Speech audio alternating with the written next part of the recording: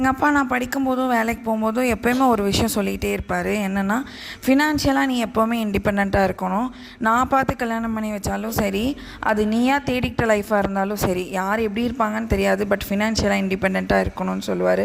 அது அப்போ எனக்கு புரியல, பட் இப்போ எனக்கு நல்லாவே புரியுது.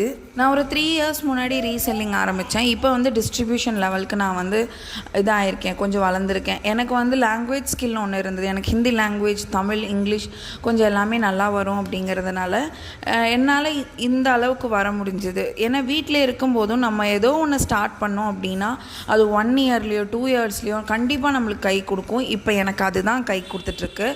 நான் யூடியூப் சேனல் இல்லாமல் நான் ஒரு ஆன்லைன் பிஸ்னஸும் பண்ணிகிட்ருக்கேன். அதனோட டீட்டெயில்ஸ் அடுத்தடுத்த வீடியோஸில் நான் உங்களோட ஷேர் பண்ணுறேன். மேபி உங்களுக்கு யூஸ்ஃபுல்லாக இருக்கலாம். அதை எப்படி க்ரோ பண்ணணும், நான் எப்படியெல்லாம் அதை சக்ஸஸ் பண்ணேன் அப்படிங்கிறத உங்களோட கண்டிப்பாக ஷேர் பண்ணுறேன். மேபி இதை பார்க்குற எல்லா